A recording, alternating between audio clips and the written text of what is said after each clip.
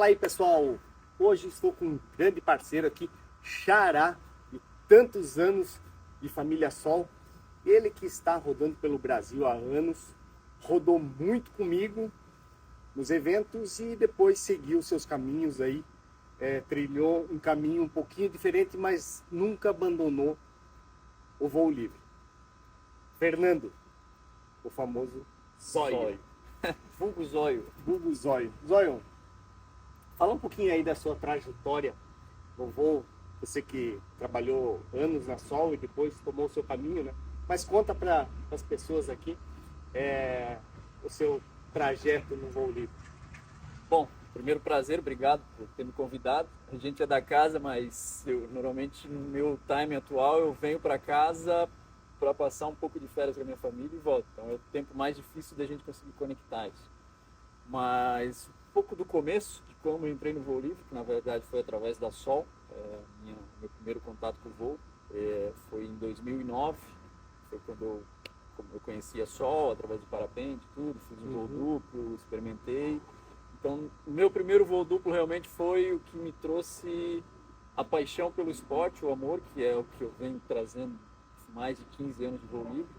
Então, daquela vez, com 16 anos de idade, foi que eu decidi, eu vou viver disso pro resto da minha vida. E por uma sorte do destino, ou uma construção muito perfeita, a Sol ficava 10 minutos na minha casa. O Fernando deve saber bem da história que eu vim na Sol visitar, eu acho que mais vezes do que todo o pessoal que trabalhava lá, que a Sol sempre teve essas portas abertas para quem quiser visitar, pode ir lá conhecer o processo de parapente, que não é uma fábrica comum para tu visitar, é uma fábrica de parapente, é uma coisa única, não é uma metalúrgica, é uma fábrica de maquinário normal, então é uma oportunidade única que a gente tem e a Sol está aqui em casa. Isso é maravilhoso. Então dali para frente foi que começou toda a minha história dentro da Sol, dentro do voo livre. Passei por diversos setores da Sol, comecei na montagem, sempre fui uma pessoa que teve um feeling um pouco diferente para o voo, consegui sempre me destacar bem no início, então comecei a acompanhar o projetista nos trabalhos dele de perto, comecei depois viajar, o Fernando na época viajava muito, e eu era moleque e apaixonado pelo negócio, então ele vinha na sexta-feira de tarde, vou para um evento, se quiser ir junto. Era Bora. assim ou não era? Era assim, bem isso. Era bem assim. Pula para dentro que eu preciso de ajuda. Era bem assim. Eu era um apaixonado, sou apaixonado ainda, como o Fernando é, como a Ari é, que a gente está sempre como se fosse mais um dia que a gente quer aprender. Então, de lá para cá, o Fernando me ensinou muito em eventos, acompanhei muito essa trajetória, isso começou em 2011, então através desses eventos comecei a criar muito contato com organizadores, com o mundo do voo, com muitos pilotos. O tempo, acho que o Samuca acabou de fazer um vídeo mostrando a história dele. Também no tempo da Expedição Maroca, eu estava lá no comecinho da Sol, adesivando aquelas velas que eles voaram no sertão, eu ajudei a adesivar. Testei muito parapente, então a gente ia em muito evento, tinha lá o meu nome escrito lá, com o teste, então o cara via quem tinha voado. Então criava uma conexão com o público em si, que é uma família. O voo livre ele não é muito grande, ele é uma quantidade que acaba se tornando uma família. Então isso foi até 2014, que foi o primeiro ano que eu me movi para um evento no sertão, e através do nosso grande conhecido Dioclésio. Mas até 2014, você estava dentro da Sol e viajando comigo. Isso.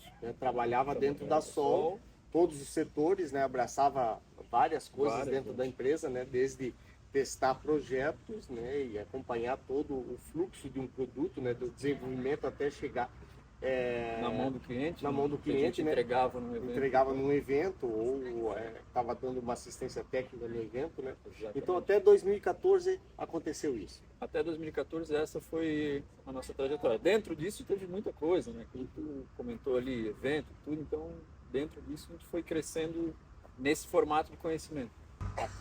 A partir de 2014 mudou a sua trajetória nas suas ações com o voo livre. Zóio, aí veio uma grande mudança a partir de 2014. O que você começou a fazer a partir desse ano? Bom, de 2014 em diante, 2014 foi o primeiro ano que eu tive uma experiência um pouco grande fora dos eventos Sol. foi quando eu fui para o Nordeste trabalhar junto com o Dió, a gente fazer a primeira sessão de resgates lá, quando foi que ele me abraçou para esse mundo. Então ele foi um introdutor meu nesse mundo de resgates e assessoria para piloto. Então depois de 2014, 2015, 16, 17, a gente estava numa época onde os recordes estavam se retornando ao cenário nacional, que durante a época de 2009, 2000, até 2011 estava forte em cima do sertão. Depois ele deu foi para a África, então ficou um pouco fraco, né, nesse meio termo, né? Então de 2014, 15, 16, 17 foi quando o Sassá voltou a voar, Rafael Saladino voltou a voar, Cecel voltou a fazer os voos no sertão, o Bigode estava indo alguns anos só, entre 2013 e 2014, fazer alguns voos. Então se voltou a se acreditar que era possível voar mais de 500 no Brasil e fazer alguns recordes. Então foi essa sequência que a gente viu de várias quebras de recorde durante anos seguidos. Foi a construção do Ciclos 2, o filme do Rafa. Então eu participei todo desse movimento. Então desse movimento eu fui começando a entrar num grupo diferente do que a gente trabalhava na Sol nesses outros eventos. Então eu fui para um mundo um pouco mais amplo, um pouco mais dimensionado para o voo livre. E dessas conexões eu acabei conhecendo a Fly with Yandy, que é uma empresa suíça que faz tours pelo mundo. Acabei criando uma conexão com eles, fazendo um trabalho de resgate junto com eles. E dali para frente eu comecei a cada vez ter mais contato com eles, porque eles gostaram do meu trabalho, se agradaram do que eu fazia de prestação de serviço. E até mais ou menos 2020 eu fiquei em cima dessa parte de resgates e trabalhando com os tours com a Fly FM. 2020 vem uma parte onde eu começo a me conectar nas competições realmente de race. 2020 para frente começa a me introduzir dentro dessas competições. Tá. Mas voltando um pouco para trás, essa conexão da Fly by também demonstrou, né? Demonstra ainda, porque ainda você está lá dentro, né? Que o Brasil tem um potencial muito grande para os voos guiados, organizados, desde o voo rebocado até os voos de montanha, né? E você passou pelo Brasil todo já. Sim. Né? O que dificulta o brasileiro entender que ele pode voar pelo Brasil todo com empresas que organizam esses voos em locais diferentes? Dentro do próprio país. Dentro do próprio país. Isso.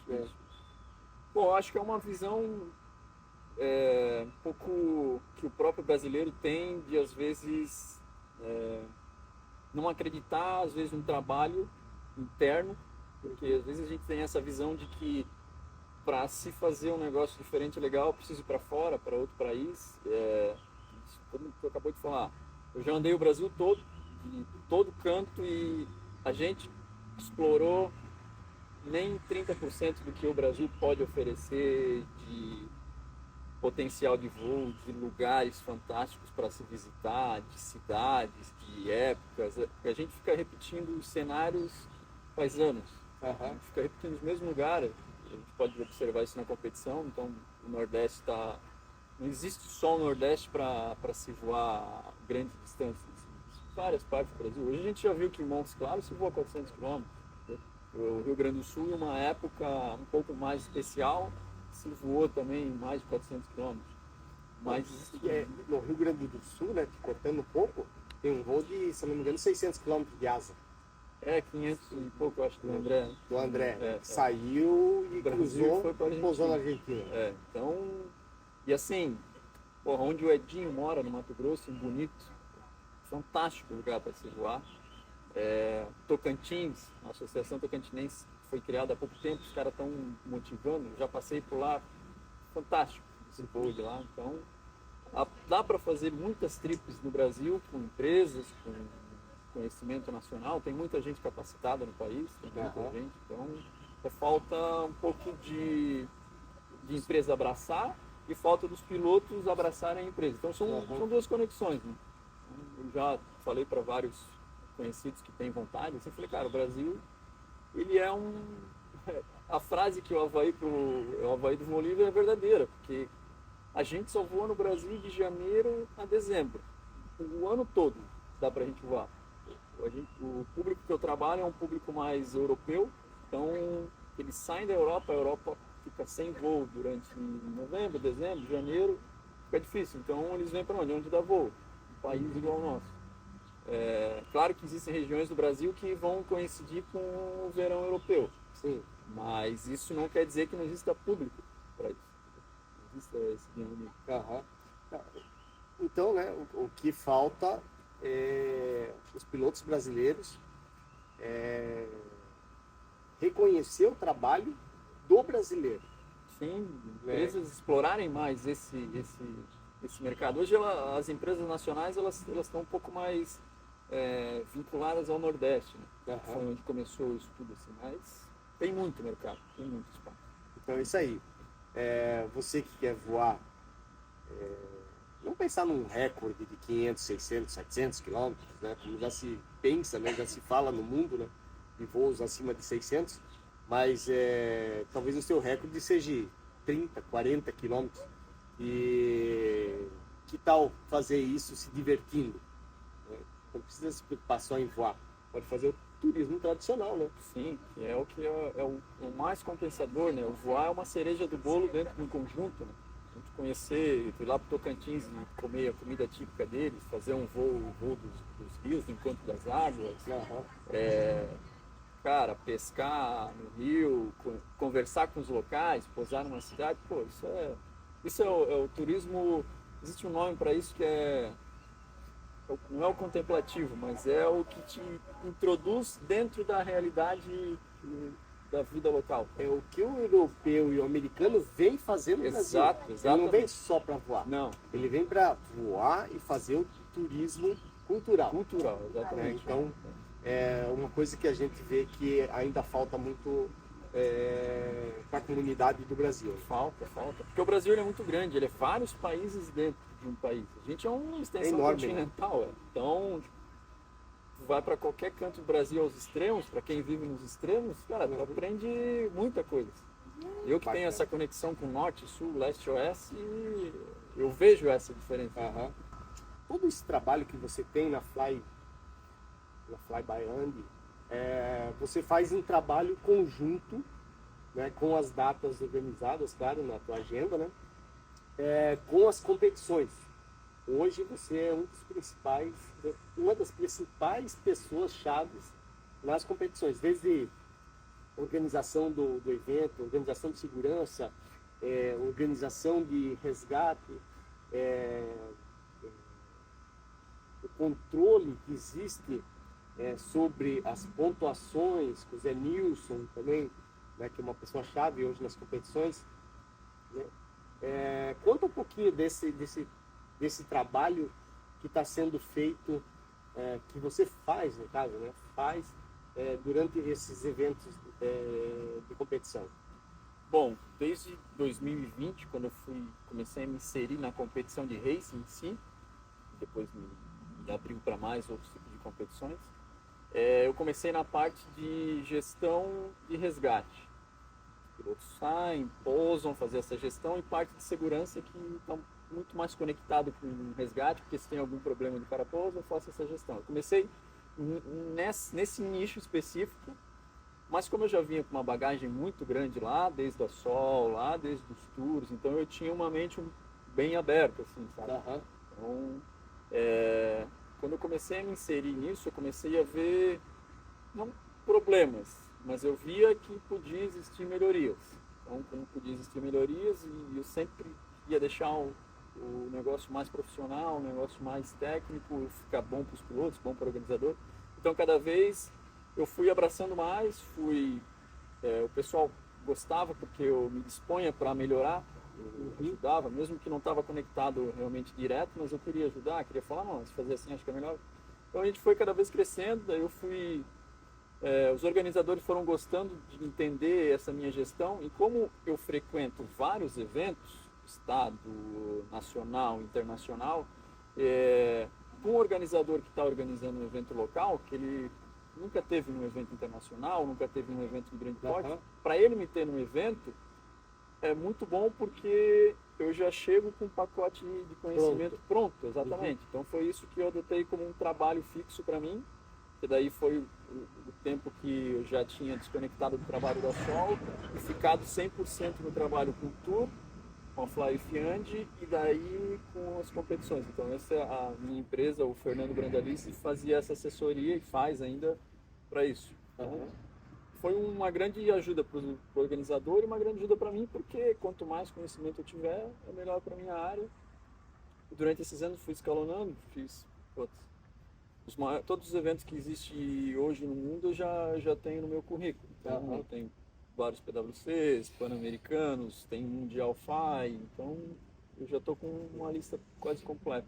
O bacana também dessa fase, né, Zóio, que quando você começou o trabalho de resgate, era ficar em cima da montanha, o rádio base, e falava com o piloto.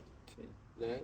Então, aonde que ele pousava, se ele conseguia reportar, ele reportava onde que ele estava. Né? Passava o waypoint, se estava ruim para chegar, coordenado. E hoje já mudou completamente isso, né? Sim. Nos dias atuais... Hoje a tecnologia que vem crescendo, uma coisa que eu também fui sempre, o meu diferencial é sempre observando essa melhoria tecnológica, tentando facilitar o meu processo, porque quando eu facilito o meu processo, eu facilito o processo do piloto, eu facilito o processo de segurança. Então, antigamente a gente trabalhava, se for nem muito longe, 10 anos atrás era rádio e coordenada que o cara te mandava pelo rádio. Aí a gente já começou a ter rastreador, os satélites já existiam antigamente, rastreador.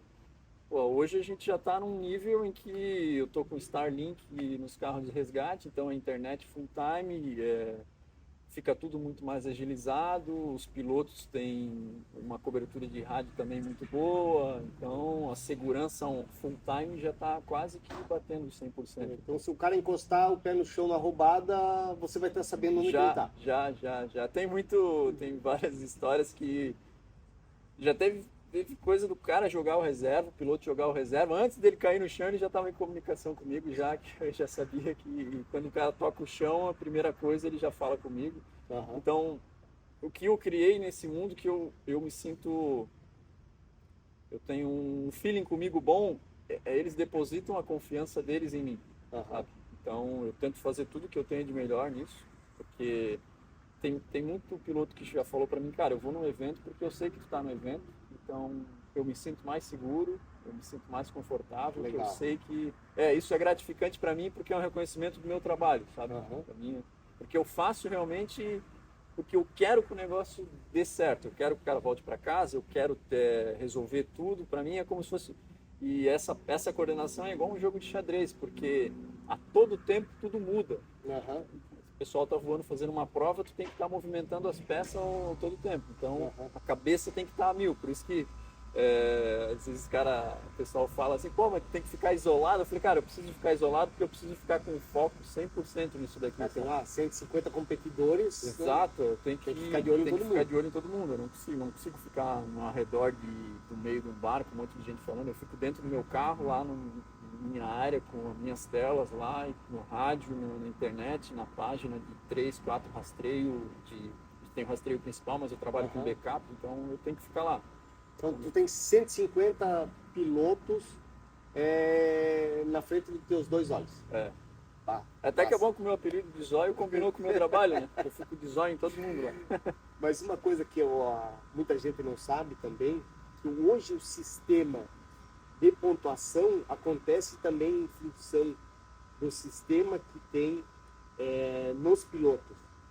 Né? Que quando ele acaba a prova, né, o Zé Nilson está lá no outro lado, já com a pontuação dele. Já, exatamente. Hoje a gente falou da parte tecnológica, os pilotos voam com rastreador, então existe a pontuação prévia que vai acontecendo conforme a prova está rolando, já vai baixando os downloads, claro que ela não é 100% o resultado, porque ela vai pegando o que está acontecendo, então, mas quando todo mundo posa, o Zenilson já tem os resultados, então ele vai dando um check, se às vezes dá um bug, que algum track log que for, alguma coisa, ele vai lá e conserta, e nessa sequência ele já joga o resultado, então isso está muito rápido, é muito dinâmico, isso é uma vantagem legal, e está crescendo cada vez mais, então a gente está chegando num ponto tecnológico que está ajudando muito.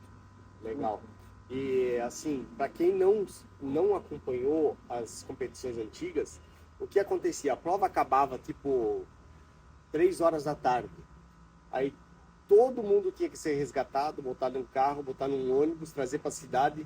Aí tinha um horário que a partir de 7, 8 horas da noite, todos os pilotos da competição tinham que passar, levar um GPS no apurador para ele baixar.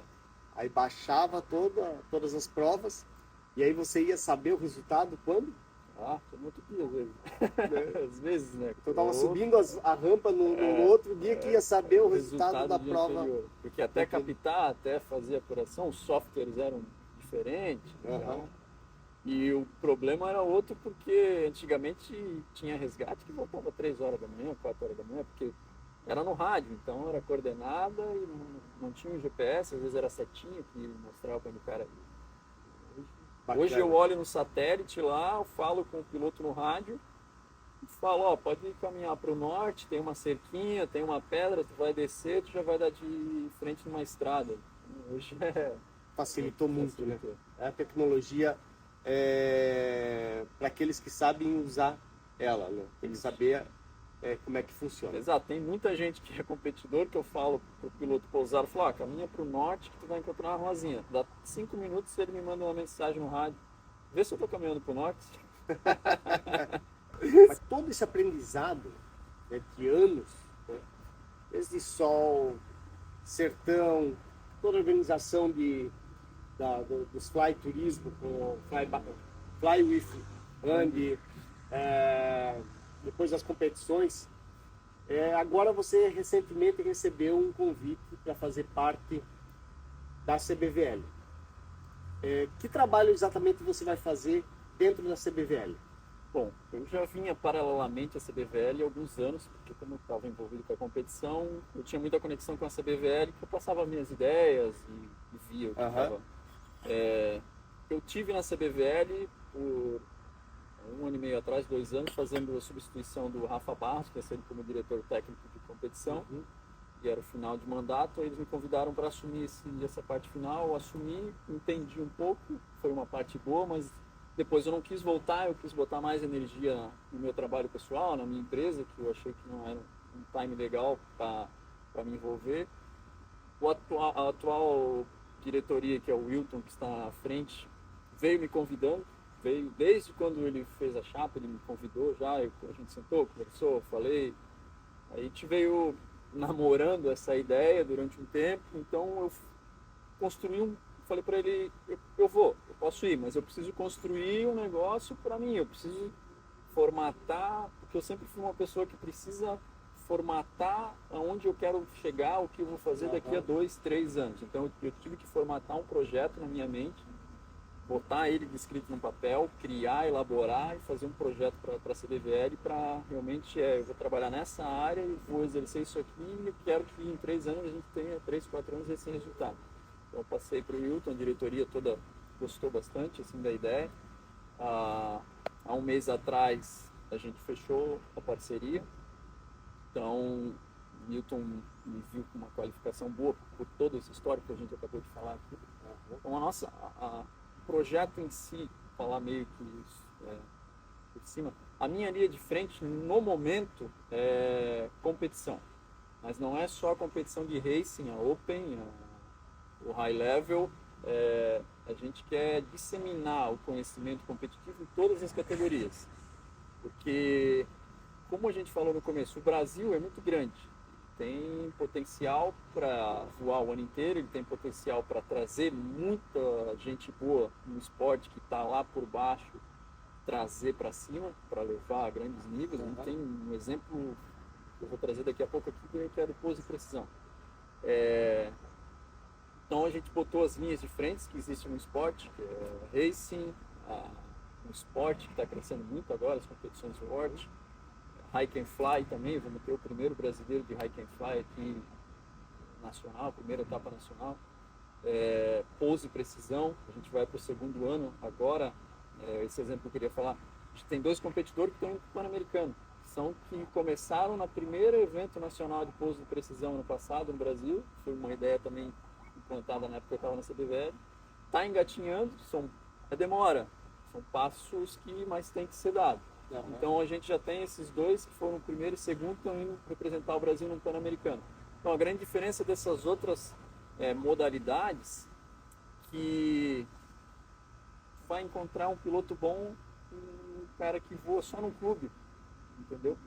Porque tem muita gente boa, tem muito praticante. Sim. O Breninho, que é o Breno que está indo, ele voa em Valadares, não é competidor de race, mas ele tem um baita de um feeling para fazer um pouso de precisão. Então a gente está encontrando esses nomes lá. Joias perdidas exatamente. Pelo Brasil. Isso, exatamente. Tem o Léo que está de São Vicente, que está indo também. Então, são nomes que não são o high level de racing, mas eles são high level do pouso de precisão. Daqui a pouco a gente vai encontrar um high level do esporte, já tem vários se destacando. Então essa é a gente disseminar todas as categorias. Isso, na verdade, a gente quer fazer uma pirâmide de construção, porque passar esse formato, essa leitura para o clube que é o que abraça quem está ali, a federação abraça quem está dentro do estado, porque eles já foram abraçados pelo clube, e a confederação vai abraçar os melhores que vão chegar nela. Então essa é a princípio. Mas vale lembrar também, né, essas competições não são competições inventadas no Brasil. São competições que acontecem no mundo todo. Né? E tem competições, né, várias, que são já competições FAI. Sim, todas elas ranqueiam FAI, exatamente. FAI. Recentemente se criou o WPRS, que é a pontuação mundial para esporte. Então, esse Aqua Racing, que é a pouso e precisão, já tem faz anos. No Terra-Sol tem vários campeonatos na Ásia, muito famosa, que foi ganho pelos equipamentos da Sochi. A equipe da Índia toda voa só, algumas coisas tem bastante, assim, foi muito. Bastante. Então, E a diferença desses eventos de pouso e precisão, que são eventos centralizados. Eu tenho uma filosofia que eu sempre prego. Quando se tem um evento arena, porque o nosso esporte, a dificuldade dele de captação de patrocínio, captação de público, o racing dificulta muito isso, porque o racing ele decola, vai embora. Hoje que a gente faz um formato de racing um pouco diferente, que conseguimos trazer os pilotos para pousar perto de um pouso oficial, onde se consegue ter uma área mais pública. Exatamente, mas antigamente os campeonatos de race começavam como se fosse cross country, voava 150 km, sumia. Então hoje o racing se começou a dar uma dinamizada para esse ambiente. Mas o efeito arena, que é o que a acrobacia traz, é o que o pouso precisão traz, que você decola e posa no mesmo canto, isso a gente traz público, isso traz simpatizante, então traz patrocinador, porque é uma engrenagem. Traz gente, traz público, traz patrocinador, traz simpatizante, isso se retroalimenta. Assim como trago o exemplo do skate, o skate quando era andado na rua era difamado, depois que foi colocado dentro de uma arena e botado um vídeo para passar no YouTube, ele se transformou. E a gente tem um ponto, cara, que é a cereja do bolo, que é a beleza de voar. Então, nenhum outro esporte tem isso. Então, a gente tem que tentar transmitir isso para esse público, para esse pessoal que vem. E já está se testando também as competições online, né? Que você olha na tela do computador também, né? Sim, você vê o relevo, você vê se o piloto está subindo, está descendo, se ele está indo de um ponto para o outro.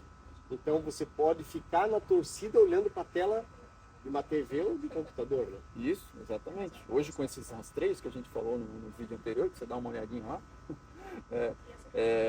Se transmite ao vivo, você tem o nome do piloto, olha a posição que ele está, se ele está na frente ou não. Então isso é uma televisão passando ao vivo lá. Assim, a mãe do Caio fica me ligando direto. Como é que tá o Caio? Eu mando o link para ela fica olhando lá. Lá, pregou.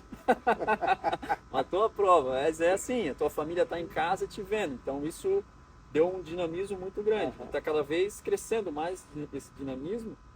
Eu estou numa ideia agora, estou tentando formular ela para a gente fazer um ranking online de esportes.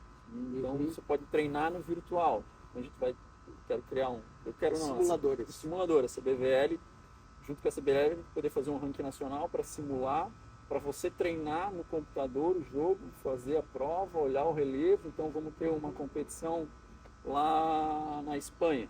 3 meses antes a equipe que vai para lá, senta lá, já faz esse treinamento online, que muita gente faz, um planador assim, moto. Assim. E vai dar para também fazer a competição entre os brasileiros? Também, faz um race. Eu marco lá uma competição virtual tal dia. Né? Exatamente. Então pode entrar gente do Brasil todo. Pode entrar porque é uma sala. É uma sala. Então, como qualquer outro jogo aí virtual. Exato, que alavancou muito nos últimos anos e, na verdade, de treinamento serve muito de treinamento. Sim, total. Muito de treinamento. Imagina você ir voar virtual num local que você nunca foi, porque hoje os data centers, eles pegam a base do que aconteceu na realidade. Então ele pega a base de onde desloca a térmica naquele local, então ele cria as térmicas virtuais no ponto. Então, legal, bacana. Mas olha, a gente sabe que existe uma escala, né, de crescimento para chegar até num ponto de competição. E depende do clube, depende do estadual, depende do nacional, para se criar uma equipe para competir. Sim.